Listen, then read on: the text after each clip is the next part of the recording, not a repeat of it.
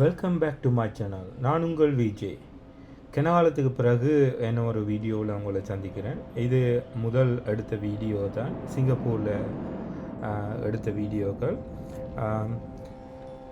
இன்றைக்கு இந்த வீடியோவில் என்ன ஷேர் பண்ண போகிறேன்னு சொல்லி சொன்னால், சிங்கப்பூரில் யாருமே பார்க்காத இடம் நாங்கள் காரில் போய் எக்ஸ்ப்ளோர் பண்ணினாங்க. இந்த கார் இந்த கார் தான் ஹையர் பண்ணிவிட்டு நாங்கள் சிங்கப்பூரில் ஒரு லேக் ஒன்று இருக்குது. லேக்கும் ஒரு சின்ன ரெயின் ஃபாரஸ்ட் ஒன்றும் இருக்குது. அந்த ரெயின் ஃபாரஸ்ட்டை பார்க்குறதுக்காகத்தான் இன்றைக்கு நாங்கள் போய்கொண்டிருக்கோம். இந்த பயணத்தின் போது நாங்கள் சில பல இடங்களை பார்ப்போம். அதாவது சிங்கப்பூரில் சிலோன் கிரிக்கெட் கிளப்னு சொல்லி கொண்டு இருக்குது. அதாவது முந்தி நாங்கள் 1996 ஸ்ரீலங்கன் டீம் போய் சிங்கப்பூரில் கிரிக்கெட் விளையாடினது. அது இந்த ஸ்ரீலங்கன் கிரிக்கெட் கிளப் அந்த ஏரியாவில் தான் இப்போ நீங்கள் பார்க்குறது சிலோன் கிரிக்கெட் கிளப். இந்த ஏரியாவை தாண்டி தான் நாங்கள் எங்கே போனாங்கன்னு சொல்லிச்சோன்னா அந்த ரெயின் ஃபாரஸ்ட் அண்ட் டேம் இருக்கிற ஏரியாவுக்கு வாங்க. இந்த வீடியோக்குள்ளே போய் என்னென்ன பார்த்து நாங்கள் டீட்டெயிலாக உங்களோட கதைக்கிறேன்.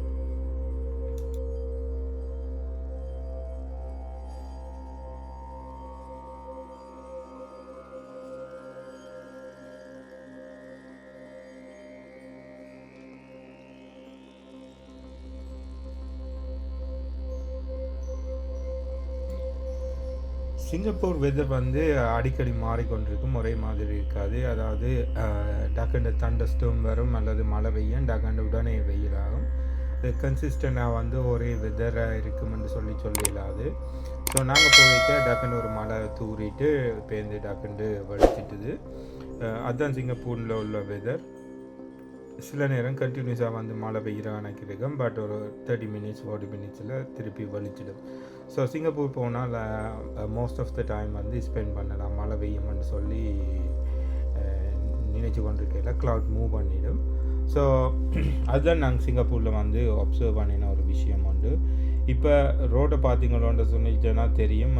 அவையில் நல்ல நீட்டாயும் அடுத்து 2 கரையிலையும் மரங்களும் நடுவில் மரங்களும் வளர்த்து வச்சிருக்கிறேன். ஸோ க்ரீனிஷாக இருக்கும் ரோட்டில். சிங்கப்பூர் ரோட்டில் ட்ராவல் பண்ணி கொண்டிருக்கேங்க.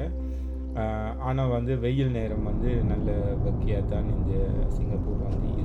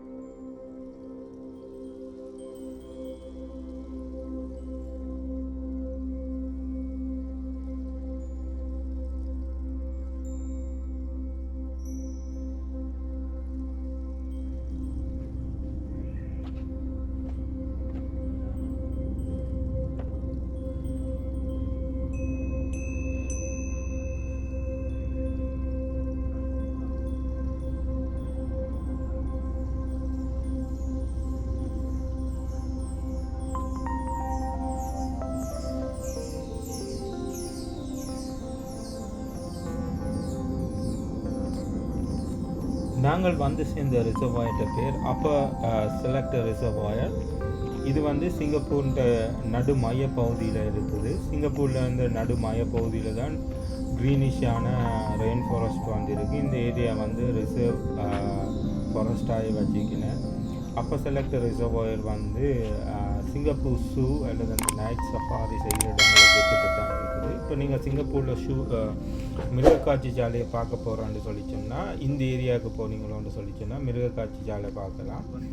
இந்த ஏரியாவுக்கு வந்து பேசிக்காக வந்து மெட்ரோ அதுகள் ஒன்றும் போகாது. ஸோ கிட்ட உள்ள மெட்ரோ, இந்த ஏரியாவுக்கு கிட்ட உள்ள மெட்ரோ ஏதாவது ஒன்றில் இறங்கிட்டு நீங்கள் வந்து ஊபரோ அல்லது ஏதாவது டாக்ஸி சர்வீஸோ பிடிச்சி போனீங்களோன்னு சொல்லி சொன்னால் அந்த ஏரியாவை போகலாம். நாங்கள் வந்து கார் ஹயர் பண்ணி போனதால் வந்து ஒரு டாக்ஸி சர்வீஸோ இதோ ஒன்றும் பிடிக்க வேண்டிய அவசியம் இருக்கல. நாங்கள் நேராக இந்த ஏரியாவுக்கு போனாங்க. அங்கே போய் வந்து என்ன வியூ எப்படி இருக்குது இந்த ஏரியான்னு சொல்லி எக்ஸ்ப்ளோர் பண்ணினாங்க. பேசிக்காக இந்த ஏரியா வந்து சிங்கப்பூரில் வந்து இந்த கேட்ச்மெண்ட், அதாவது மழை பெய்கிற தண்ணி எல்லாம் இந்த இடங்களில் வந்து தேக்கி வச்சுருப்பீங்க. அதை வந்து பேருந்து வந்து ஃபியூச்சர்லேயோ அல்லது கரண்ட்லி வந்து தண்ணி தேவைக்காக யூஸ் பண்ணுற அந்த கேட்ச்மெண்ட் தான் இது. ஸோ இது வந்து ஒரு ரிசர்வாயர். இது வந்து இந்த ஏரியாவை வந்து சிங்கப்பூர் வந்து நேச்சர், அதாவது நேச்சுரலாக வந்து அப்படியே விட்டு இருக்கீங்க. இங்கே வந்து இது எந்த டெவலப்மெண்ட்டும் செய்யலான்னு சொல்லி, பட் ஃப்யூச்சரில் எப்படி இருக்குமென்னு தெரியாது. பட் இப்போ இதில் பார்க்க தெரியும், இது வந்து ஒரு சின்ன ஒரு காடு பிரதேசம் அல்லது ரெயின் ஃபாரஸ்ட்னு சொல்லுவாங்க, சின்ன ரெயின் ஃபாரஸ்ட். இந்த ரெயின் ஃபாரஸ்ட்டை வந்து அன்டச் பண்ணாமல் வச்சுருக்கீங்க. ஸோ சிங்கப்பூருக்கு நீங்கள் விசிட் பண்ணி இப்படி ஒரு டேம்போ ரிசர்வாயர் பார்க்க வேணும்னு சொல்லிச்சுன்னா நீங்கள் வந்து போக வேண்டிய இடம் வந்து அப்போ செலக்டர் ரிசர்வாயர் பார்க், அல்லது அங்கே வந்து 4-5 ரிசர்வாயர் பார்க் இருக்குது. ஸோ நீங்கள் வந்து ஏதாவது ஒரு ரிசர்வாயர் பார்க்கை செலக்ட் பண்ணி போகலாம்.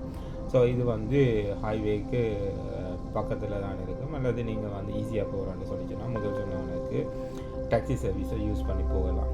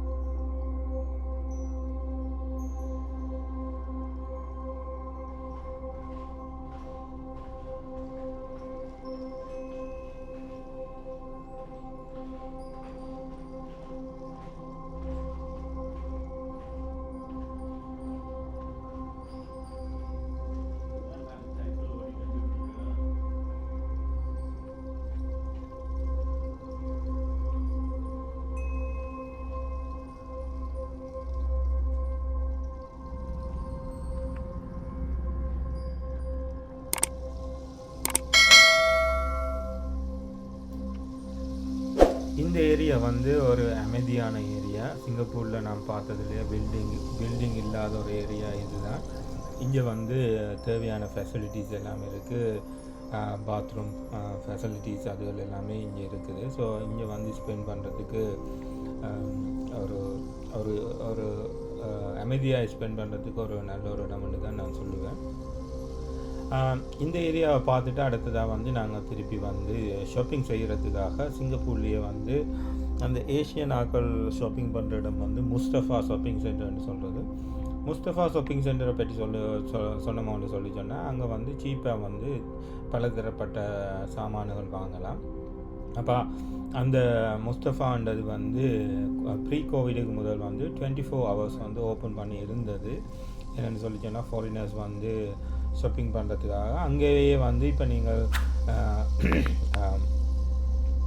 ஒரு தொகைக்கு மேலே வந்து நீங்கள் ஸ்பெண்ட் பண்ணினா ஜிஎஸ்டியை கிளைம் பண்ணிவிட்டு கண்டினியூஸாக வந்து ட்ராவல் பண்ணி கொண்டு போகலாம். அங்கேயே ஜிஎஸ்டியெல்லாம் கிளைம் பண்ணிடலாம். ஏர்போர்ட்டில் போய் கிளைம் பண்ண வேண்டிய அவசியம் இல்லை.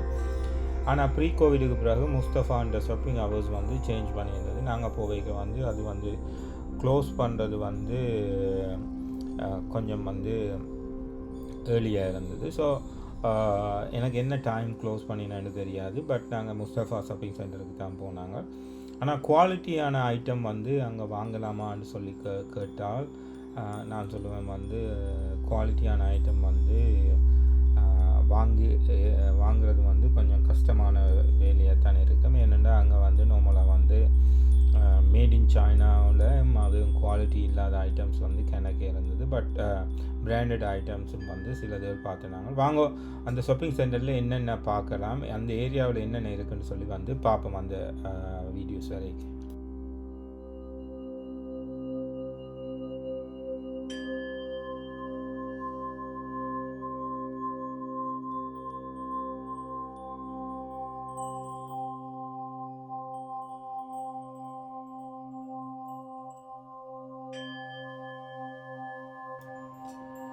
வந்தாச்சு முஸ்தஃபா ஷாப்பிங் சென்டருக்கு. முஸ்தஃபா ஷாப்பிங் சென்டரில் வந்து வீடியோ எடுக்கல, ஏன்னா அவளுக்கு வீடியோ எடுக்கிறதுக்கு வந்து அலோவ் பண்ணப்படலை அன்றைக்கு.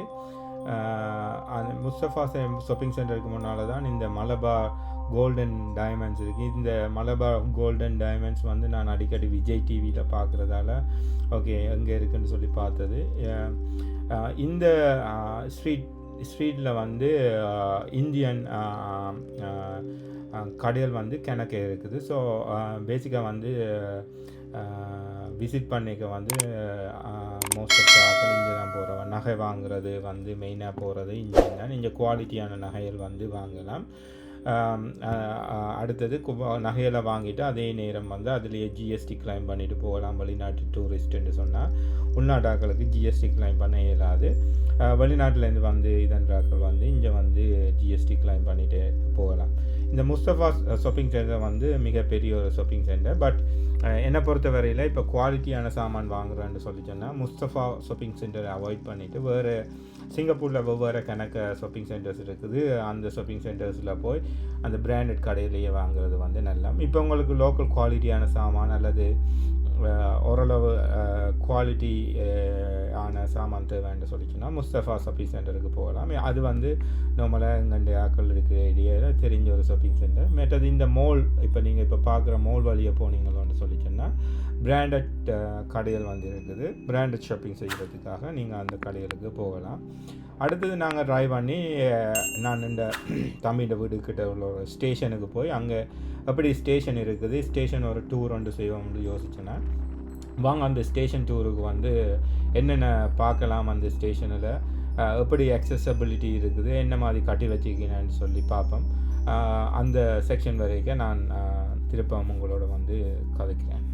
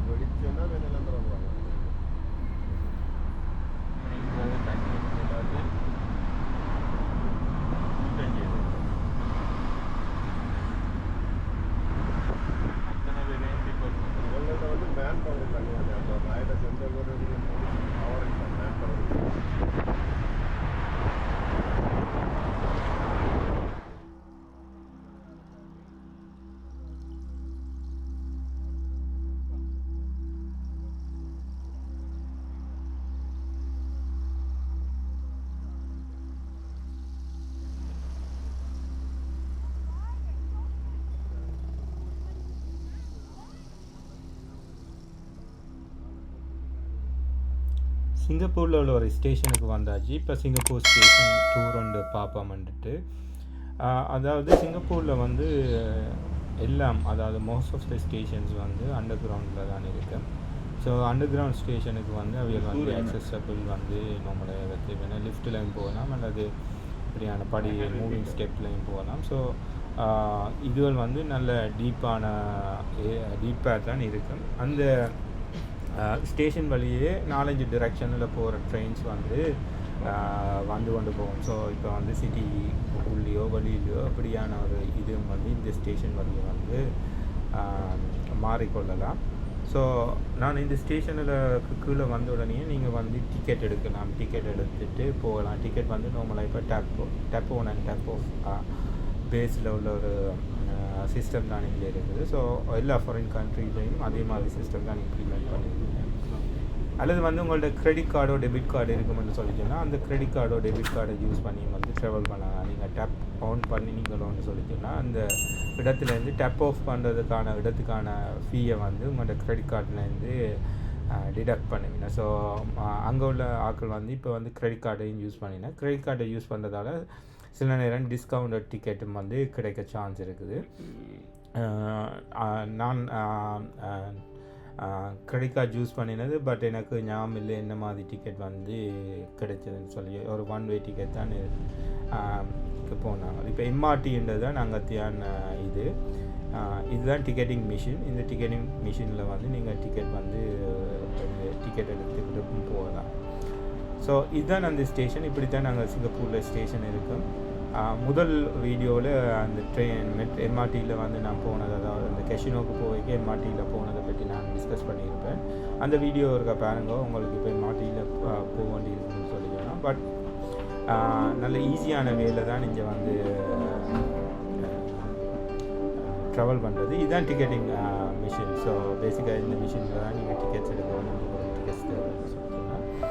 ஓகே, இதுக்கு அடுத்ததாக நாங்கள் வெளியில் போய் வந்து சிங்கப்பூரில் வந்து எல்லா எம்ஆர்டிக்கு மேலே வந்து சின்ன ஷாப்பிங் சென்டரோ அல்லது பெரிய ஷாப்பிங் சென்டர்ஸ் வந்து இருக்கும்.